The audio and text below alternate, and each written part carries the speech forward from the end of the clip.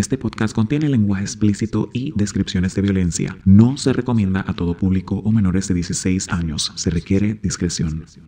Bienvenidos a otro episodio más de Cuéntame el Misterio y hoy con otra mujer asesina. Le decían la madrina de la cocaína. Ella vivió toda su vida fuera del alcance de la ley. Ella, de no tener ni dónde vivir, llegó a tener mucho poder en la década del 70.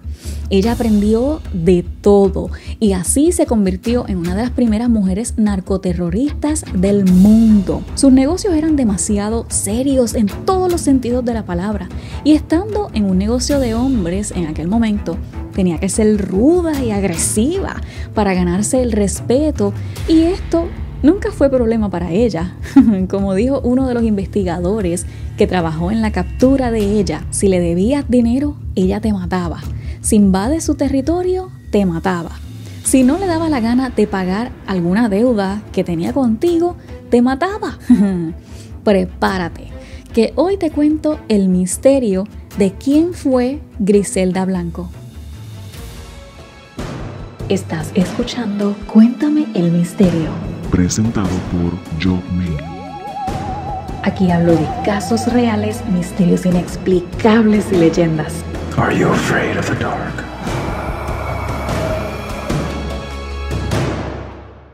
A Griselda básicamente la movía el dinero y, como decimos acá, rompió el hielo a los 11 años de edad. Porque como los robos que hacía no eran estables o suficientes para poder comer y sobrevivir, a los amigos de Griselda se les ocurrió secuestrar a un niño. Era un niño adinerado de 10 años. Ellos lo amarraron y lo llevaron al escondite de ellos para llamar a pedir una recompensa. Sabrás que por la edad escuchas voces de niños y pues piensas que están jugando. Pues los papás cuando reciben la llamada pensaron que era una broma o algo así y no le hicieron caso a la llamada. Así que en vez de dejar al niño libre ya que no le funcionó la idea, los amigos le sugieren a Griselda que lo mate. ¿Y adivina qué? Ella sin ningún problema le pega un tiro entre medio de los ojos y siguió su camino como si nada. Su nombre completo era Ana Griselda Blanco Restrepo. Ella nació el 15 de febrero del 43. Ella creció en Cartagena con su mamá, Ana Lucía Restrepo, que luego de ser despedida de una finca en Cartagena porque quedó embarazada del patrón, se mudaron para Medellín.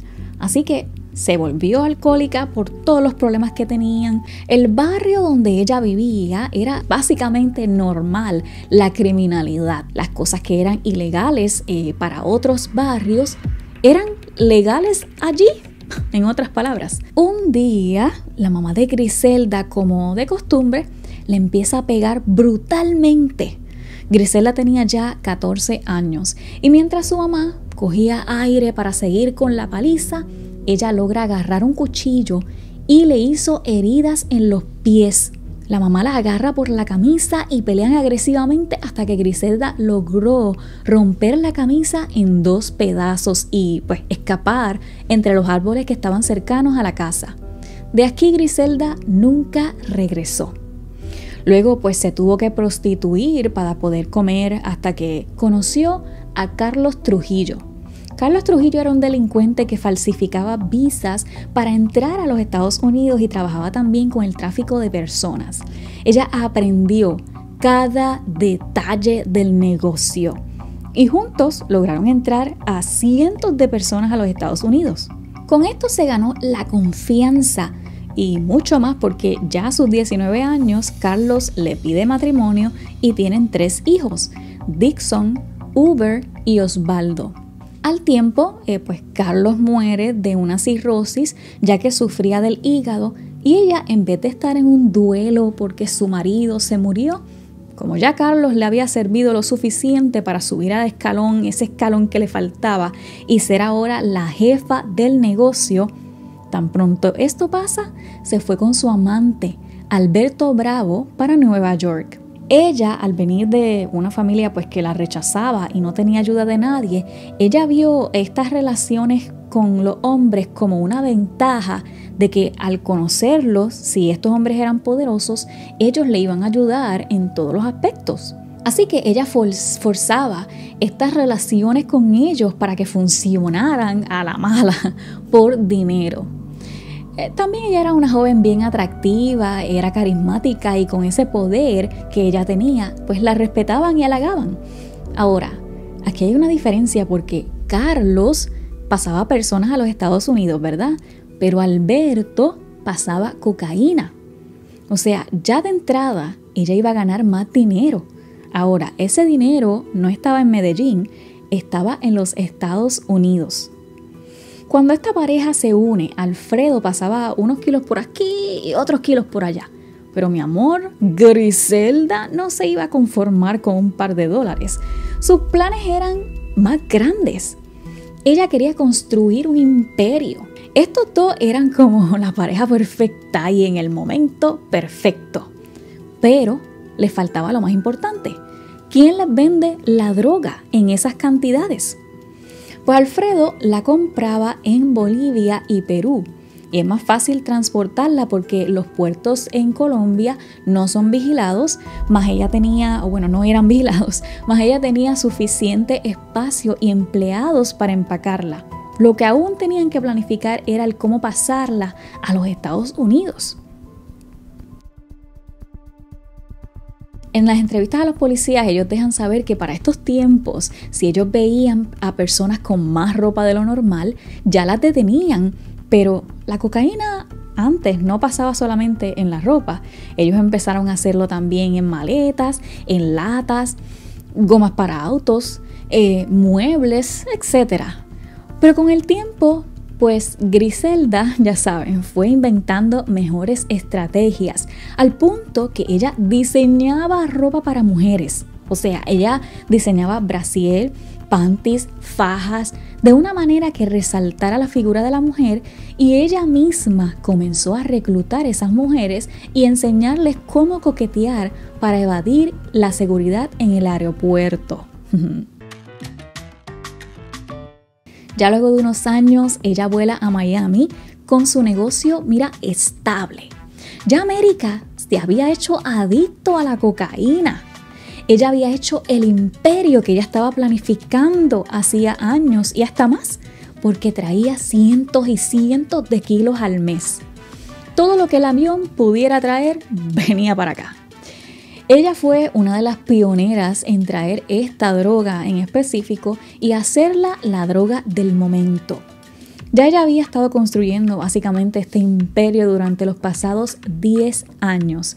Ella la transportaba entre Miami, Nueva York, Chicago y Los Ángeles. Les cuento que llegó el momento en que ya tenía tanto dinero que no había manera de guardarlo. Sus ganancias tenían un estimado de 50 millones al mes, no al año, al mes. O sea, su fortuna se estima que era de 1,5 billones, que hoy día sería algunos 6, 7 billones, billones con B. Y esto de acuerdo al periódico El Sol y Billy Corben. Miami era el punto donde la cocaína era lo nuevo. Miami era la ciudad virgen y era básicamente una puerta para el mundo criminal, mientras en Colombia habían almacenes gigantescos llenos de cocaína. Así que quien tuviera dinero y la manera de traerla a los Estados Unidos, esto significaba una máquina de dinero. Y ella estaba, para este momento ya disfrutando esa fortuna. Se dijo que tenía diamantes de Eva Perón, una escultura de ella en bronce y una ametralladora de oro y esmeraldas. Aquí ella compra una casota en Fort Lauderdale, Miami, donde hacía parties privados de orgías y drogas. Ahí es que conoce a Pablo Escobar, quien peleaba en las calles por dinero y cuando no peleaba, pues entonces robaba carros y los vendía. Él definitivamente ya saben que quería entrar al negocio. Ella misma en una de las interrogaciones explicó que ella le enseñó todo de principio a fin. Bueno, pero había tanto dinero en cocaína que no había manera de guardarlo en los bancos en aquel momento. Ya saben que en aquel momento el dinero era físico, así que si tu banco tenía que hacer alguna cuenta en otro país, pues te iban a cobrar un fee. ¿Y por qué les estoy diciendo esto tanto de dinero? Bueno, durante este éxito, Griselda se da cuenta que habían unos millones de dólares que habían desaparecido y ella culpó a su esposo. Así que ella se reunió con él en el estacionamiento de una discoteca en las afueras de Bogotá. Entonces, imagínense esta escena. Griselda sale de su limusina, se acercó a Alfredo, que la estaba de hecho esperando impaciente, y estaba respaldado por sus matones. Durante esta conversación, él le dice a ella, estás usando el nombre de la madrina porque te crees la dueña de todo esto. Y pa' aquí y pa' allá él seguía como criticándola. Ya sabes que Griselda molesta, pero molesta. Saca su pistola y disparó varias veces, a lo que él actúa de la misma manera, o sea, le dispara de vuelta.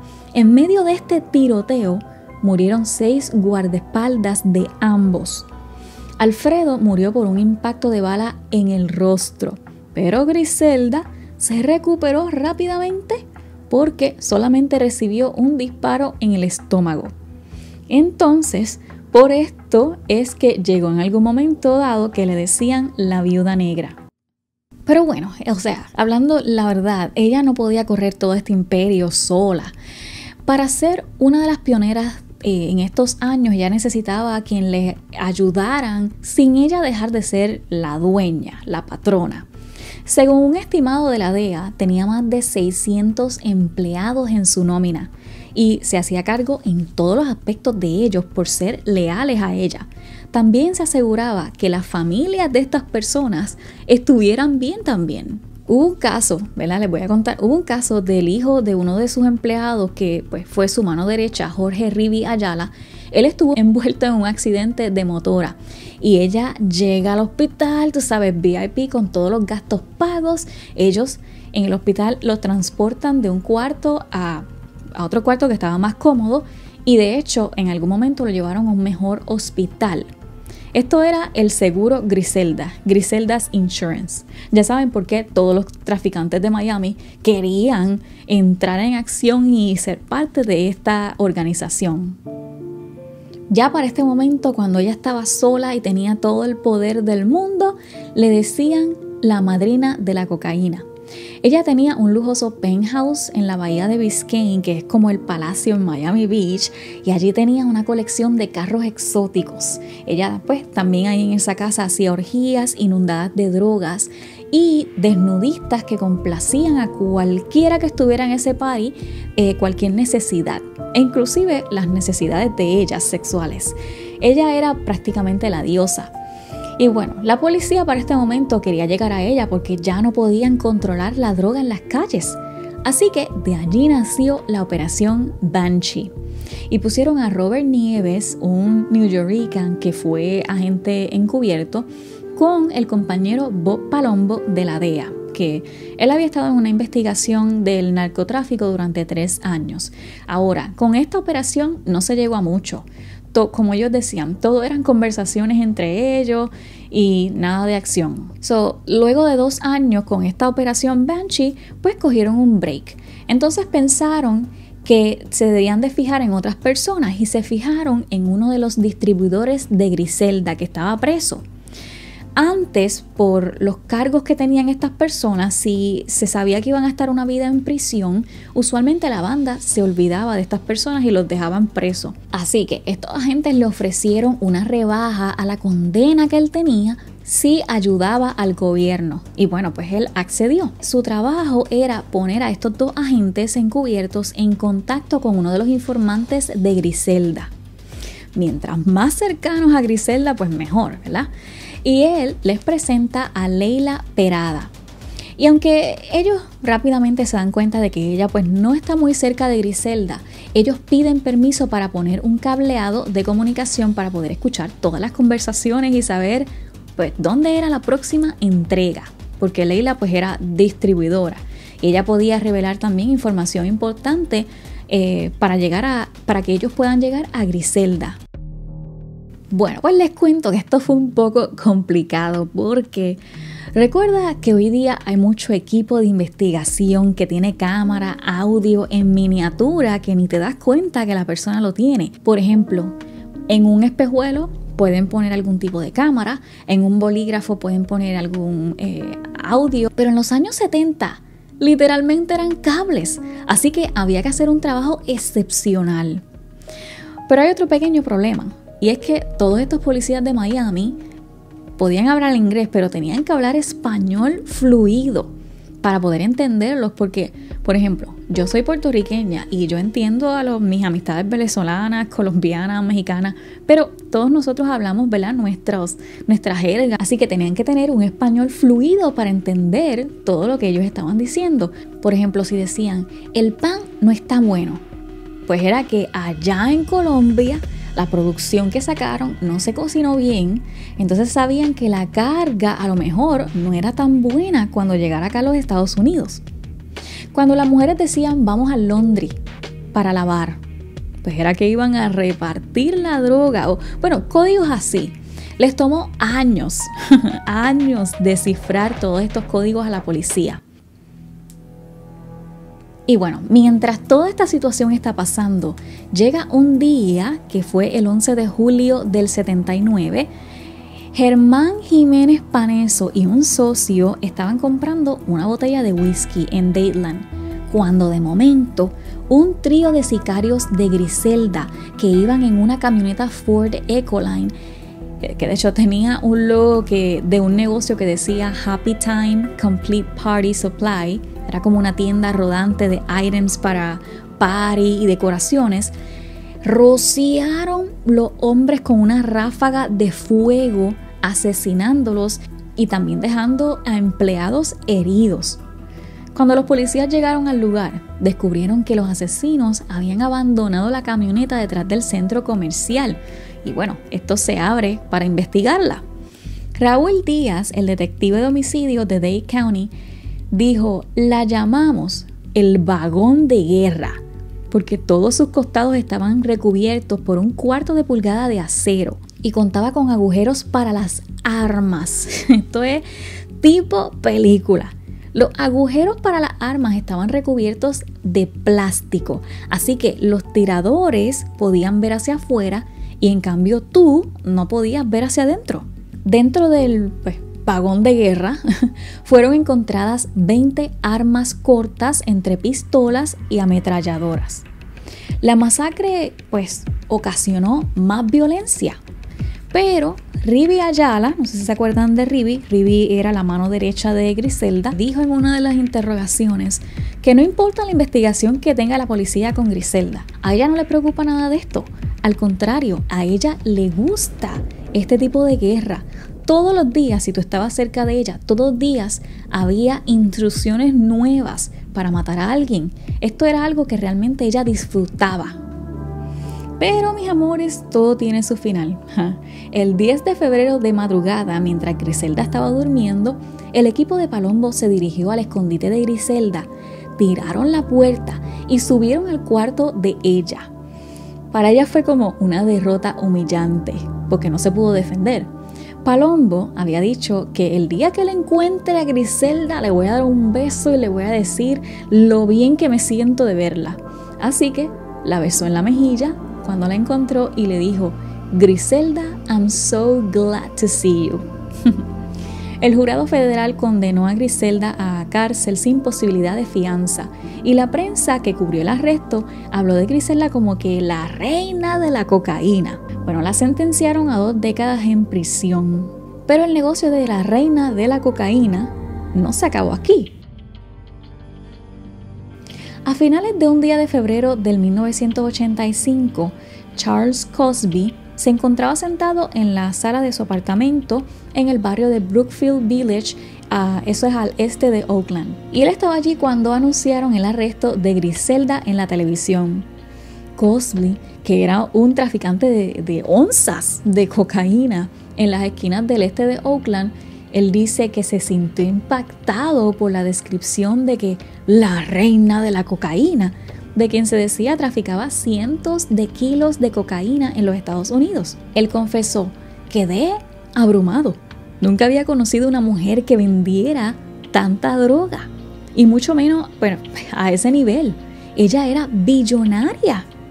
A pesar de que yo apenas comenzaba a jugar en estas ligas, justo en este momento mis ojos estaban puestos en el premio máximo. Entonces, hablando de ella en el barrio, es cuando una amiga de Cosby le confió que había sido una vez una de las mulas de Griselda. Cosby le pidió a ella que pues se reconectara con Griselda y sorpresivamente ella accedió. La amiga le dijo a Griselda que conocía a un joven moreno que quería conocerla y Griselda le dijo: dile que se ponga en contacto conmigo.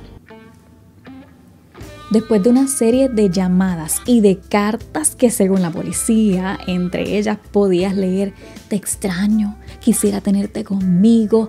Era un amor eterno que, de hecho, ella terminaba las cartas con un I love you y con un beso marcado con lipstick rojo. Bueno, pues les cuento que Cosby fue a su primer encuentro cara a cara con ella, que duró horas en la prisión.